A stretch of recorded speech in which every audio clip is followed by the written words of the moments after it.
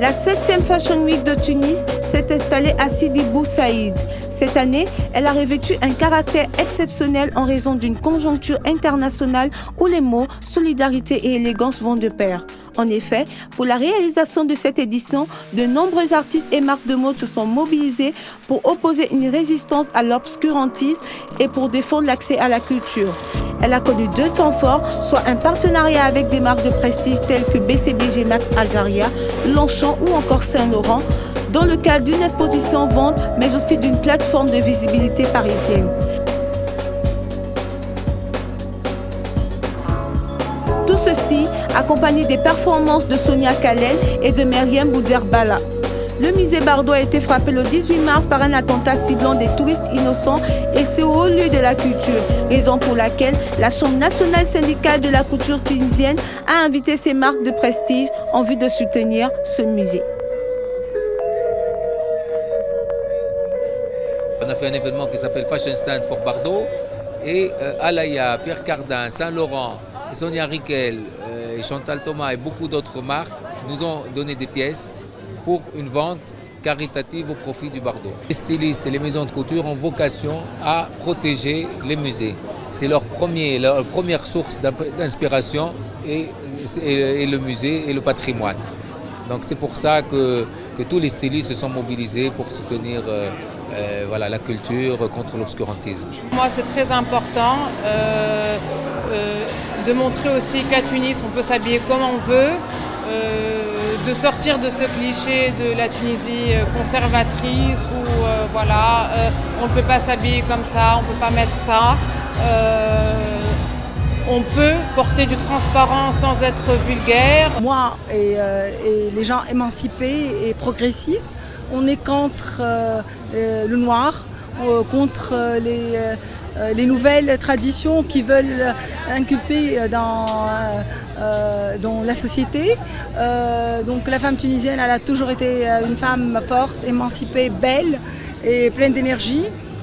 Donc voilà, j'espère que je suis arrivée à transmettre cette image.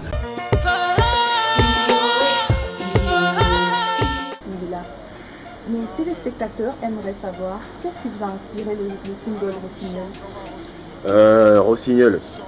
En fait, déjà, je n'ai pas composé la chanson tout seul. En fait, c'est Dev qui a fait la musique, l'instru donc. On était au Niger quand il a composé cet instru et il n'arrêtait pas de venir m'embêter dans ma chambre. Écoute, j'ai fait un nouveau truc, c'est un tube, je te promets, c'est un tube. Bon, j'ai écouté le truc et j'ai fait. Ouais, j'avoue, le truc est pas mal. Là, c'était que l'instru. Et donc, il fallait par la suite que j'écrive les paroles, que je trouve la mélodie vocale et tout ça. Et donc, j'ai amené le truc à Paris. Dans mon appartement, il y a un studio. Et donc, j'étais dans mon studio, je bossais et je trouvais rien. Puis, c'était un moment où ma mère était de passage chez moi. Et elle m'a dit, s'il te plaît, j'ai besoin d'un truc, est-ce que tu peux me le récupérer?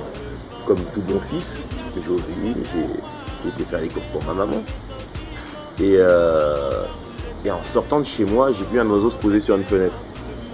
Je me suis dit, ça doit être un rossignol ça. Et voilà, d'un seul coup, les mélodies sont venues, le texte.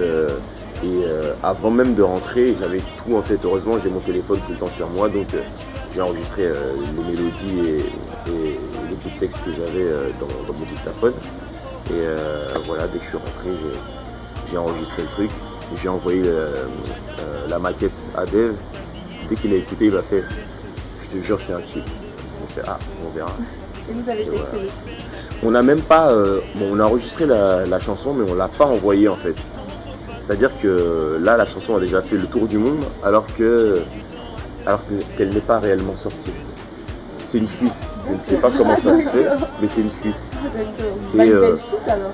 Une très très belle fuite. Parce que c'est un fuite aujourd'hui. Parce que on m'a appelé, je crois que c'était en décembre. En décembre, des amis qui étaient ici m'ont appelé, m'ont dit mais ta nouvelle chanson c'est un tube. Je fais mais quelle nouvelle chanson? J'ai pas de nouvelle chanson. Ils me font si, là où tu dis Rossignol, la Magritte. Je fais mais non. La chanson je ne l'ai pas sortie, elle est dans mon ordinateur. Et donc Je ne sais toujours pas c'est qui a fait la fuite, mais c'est grâce à cette fuite que je suis ici aujourd'hui par exemple. Vous êtes alors Singila, à quand le prochain album? Le prochain album arrive très bientôt, grâce à la fuite. Et je peux pas vous donner une date exacte. Il y a le clip donc, de Rossignol, on l'a déjà tourné. On a tourné entre Los Angeles, le désert du Nevada et Las Vegas. Voilà. Et il y a même une petite surprise sur le clip. C'est une version un petit peu remixée. Le titre de l'album, on peut l'avoir? Oui, l'album s'appelle Entre deux. Entre deux, prochain album Singila. On remarque que vous êtes un gars chic, un sexe symbole, toujours bien habillé, bien comme les filles aiment, hein. Vraiment, je dis rien. Mais on aimerait savoir quel est votre rituel beauté matinale? Le matin, moi, je prends juste une douche. Je prends ma douche, j'ai pas. Non, c'est une vérité si tu veux. En fait, c'est pas. Je n'ai pas de soins spéciaux ou quoi que ce soit. C'est plus quand je fais mon shopping ou bien quand je me promène et que je tombe sur une pièce que je trouve belle. Je m'arrête dessus. Si c'est dans une vitrine que je vois la pièce, bon, ben, je rentre directement dans le magasin, je prends le truc. Mais si c'est par exemple un mec que je trouve super stylé, Vous avez des exemples de mecs super stylés? Non, c'est souvent dans la rue. Hein. C'est Monsieur Tout le Monde. Mais bon, c'est vrai que sur Paris, tu as beaucoup d'étrangers. C'est la capitale de la mode, tu vois. Donc il y a même pas mal de défilés de mode. Donc quand je suis à certains défilés, je vois des pièces qui sont peut-être pas encore sorties ou bien qui sont portées autrement, des anciens styles qui sont réadaptés. Donc ça me donne des idées et puis j'essaie de faire mon shopping comme ça. Alors Singila, vous chantez beaucoup la femme. Aujourd'hui, c'est elle qui vous plaque. Demain, c'est vous qui plaquez. Quelle est votre image pour la femme africaine? Mon image de la femme africaine ou pour?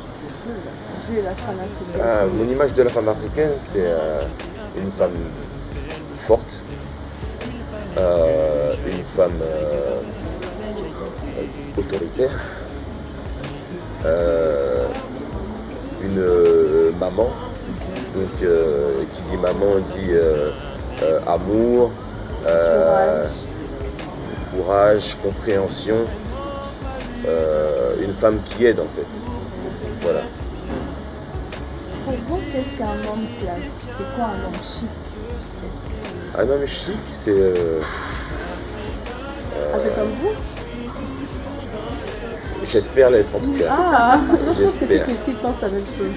J'espère l'être. Après, non, bah déjà, un mec chic, c'est un mec bien éduqué. Ça commence par là, je pense. C'est les manières, la galanterie, le respect. Et bon, après, si au-dessus de ça, il peut avoir une enveloppe, c'est-à-dire un style attirant, élégant, c'est tant mieux. Donc on va dire qu'un mec chic, c'est-à-dire sur le style et tout, pour vous c'est un peu superficiel et qu'il faut d'abord qu'il ait des valeurs. Ce sont d'abord les valeurs, mais après il ne faut pas oublier qu'on est dans un monde où parfois la vie fait le moine. Donc c'est bien de. C'est comme tout, on est dans la com, on est dans la communication, c'est-à-dire que peut-être que votre cocktail est délicieux, mais il vaut mieux vous le servir dans un beau verre plutôt que vous l'apporter dans une vieille tasse. Je vais dire s'il est délicieux. C'est délicieux. Il est vraiment délicieux. Il est encore plus bon parce qu'il est dans un bon verre. On valide ce qu'il a dit. Okay. Quel genre de femme aimez-vous? Parce que il faut rappeler que Singila, il chante beaucoup les femmes. Nous, on est contente parce qu'il ne chante que des femmes. Mais on aimerait savoir, vous aimez quoi? Les noires, les métisses, les blanches, ou je sais pas. J'aime toutes les femmes. Toutes les femmes? J'aime toutes les femmes. C'est vraiment en fonction de la personne que je vais rencontrer, le cadre dans lequel je vais rencontrer la personne aussi, et puis une fois de plus, les manières et tout ça. Parce qu'il y a de très belles femmes avec qui on ne peut pas rester. À cause du caractère? À cause du caractère, ouais, ou des manières. Mais c'est vrai que le caractère, c'est quelque chose de C'est très particulier. important, c'est vrai. Alors, on va profiter. Singila. Mais moi, je précise, j'aime bien une femme qui sait faire à manger aussi. Ah, d'accord. C'est bien d'avoir un bon Singila, cuisinier. C'est bien d'avoir un bon cuisinier, mais il faut quand même qu'on puisse être juste tous les deux et qu'elle sache faire à manger. Moi aussi, je sais faire à manger, donc je peux faire à manger pour elle, mais il faut aussi qu'elle sache. Donc, pour Singila, il faut savoir faire à manger. Ça, c'est primordial, sinon c'est mort. Alors, Singila, il va nous dire, on va profiter. En couple ou célibataire? Je suis en train d'essayer de créer quelque chose. Ah. Donc, vous pouvez plus déposer de dossiers, c'est ça? On dépose Comment? plus. On dépose plus des dossiers, ça va? J'essaie pour l'instant, donc je ne suis pas encore engagé. Désolée les filles, vous allez attendre un moment. Après, Nous sommes presque à la fin de cette interview. Aniel, je vais te dire, il y a un truc qui m'a beaucoup dérangé. La couleur de sa chaussure. Vous pouvez nous en dire plus sur ta chaussure là? la couleur de la tienne aussi m'a dérangé. Ah bon? Ah, Alors on va voir. ah, C'est un instant glam, hein. Vous voyez, je pose même avec Singila. ah. Vous pouvez nous c'est quoi la marque de votre chaussure? C'est une Nike en fait. C'est une dernière C'est une Nike la trainer Mid One en fait. Très énorme. Je l'ai vue la première fois sur un asiatique. J'étais sur la rue Saint-Honoré à Paris. Un asiatique super stylé et tout. J'ai fait, c'est quoi cette chaussure de malade qu'il a? Et j'ai été le voir. Je lui ai demandé, il m'a dit, bon, il parlait pas français. Hein. Il m'a dit qu'il l'avait acheté en Suisse, dans tel magasin. J'ai fait, ah putain, mais pas tout de suite en Suisse. Bon, j'ai été sur internet, j'ai mené mon enquête. Il la vendait pas à Paris.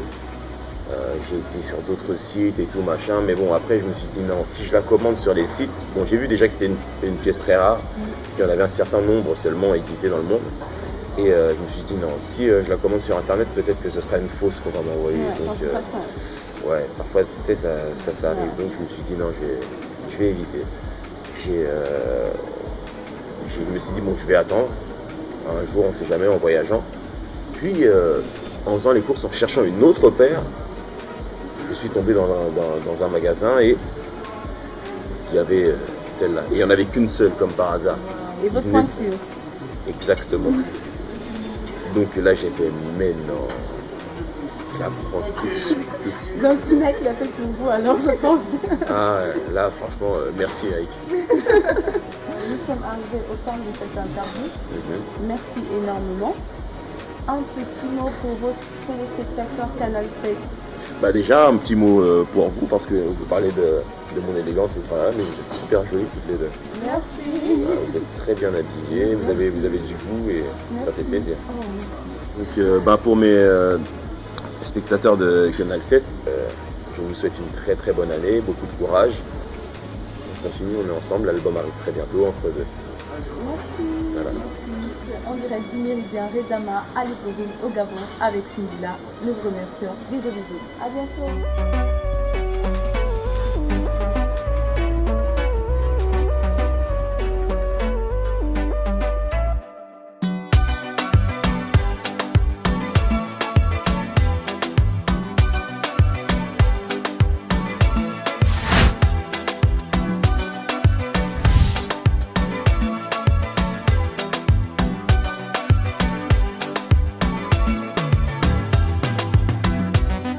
Sans toi mon cœur perd la raison. Je cherche mon chemin, je cherche ma maison. Je me perds dans mes souvenirs. Oh baby, j'ai quitté pour d'autres contrées. La joie du cœur, la générosité. Jamais je ne pourrais t'oublier. Je t'aime en secret.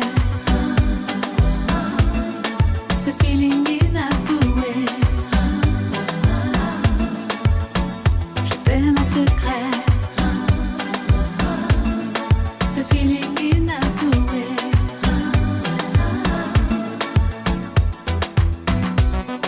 Je vis ma vie passionnément avec un cœur pur et deux yeux d'enfant. J'apprends les choses avec le temps. Oh, baby, j'ai attendu bien trop longtemps. Aujourd'hui c'est le bon moment de t'avouer mes sentiments. Je t'aime en secret. Ce feeling inavoué. c'est mon secret. Ce feeling inavoué.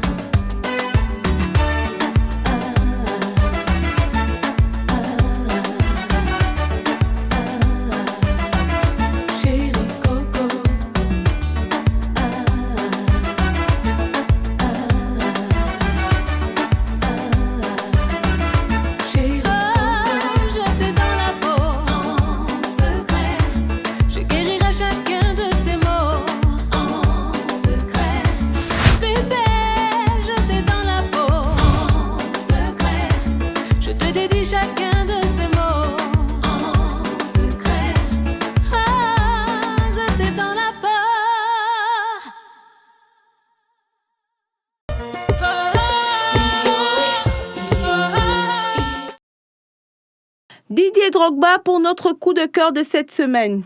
De son nom complet, Didier Yves Drogba Tebili est de nationalité franco-ivoirienne, 37 ans. Vous le connaissez certainement à travers sa grande carrière footballistique car il a été tour à tour dans les clubs de Mans, Guingamp, Olympique de Marseille, Chelsea FC, Shanghai, Chinois et enfin Galatasaray SK. Et il a été durant 12 ans capitaine des éléphants de Côte d'Ivoire, son pays d'origine.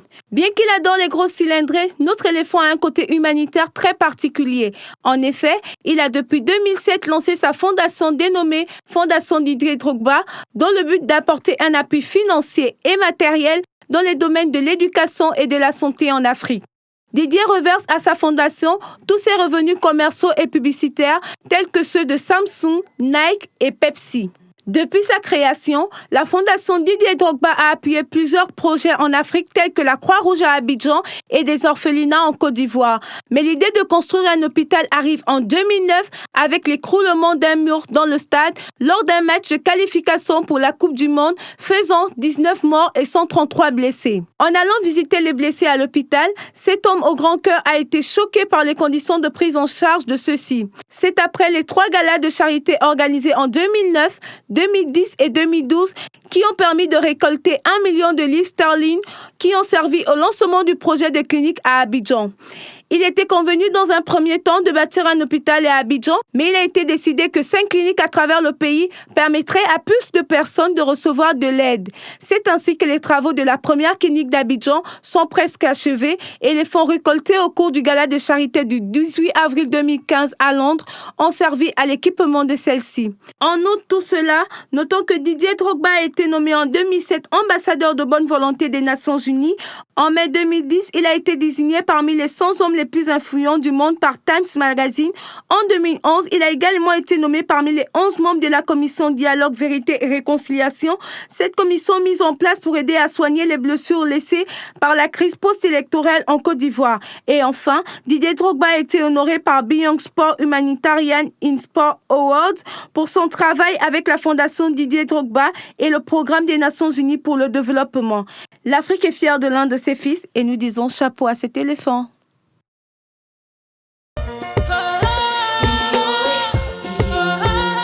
Nous sommes à la place du Centenaire, toujours à Bassam. Nous allons rencontrer pour vous la coopérative de jeunes Ivoiriens dénommée Asakro, composée de musiciens, artisans. On ne vous en dit pas plus, suivez-nous.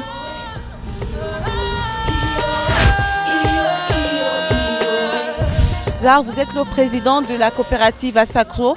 Depuis combien d'années existe cette coopérative? La coopérative Asakro existe depuis 25 ans. Voilà, presque on a grandi ensemble et puis voilà, on fait tout ensemble, un peu de tout, la culture, c'est notre métier. Alors vous êtes composé de plusieurs artistes. Parmi ces artistes, vous avez quoi? Des artisans, des musiciens, dites-nous-en.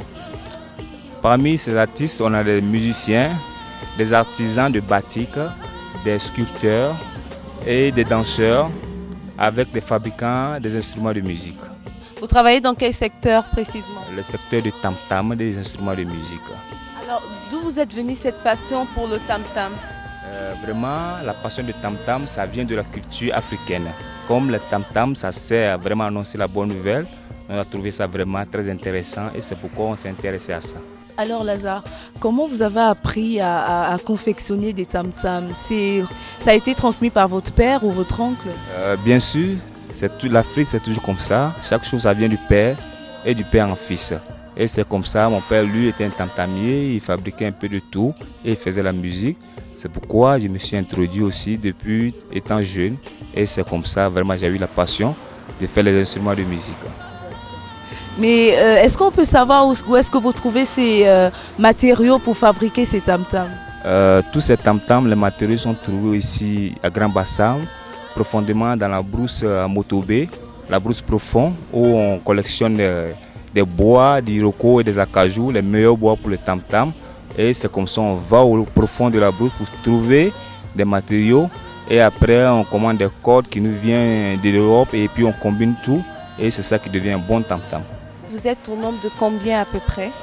On est au nombre de 10 personnes et vraiment de ces 10 personnes, chacun a sa spécialité. Au sein de ces 10 personnes, on a des fabricants de tam-tam, on a quoi d'autre? Vous avez des fabricants de tissus, de pagnes et de batik. Vous avez des fabricants de bronze. Vous avez des fabricants de tableaux peints et des tableaux divers, toute qualité de tableaux.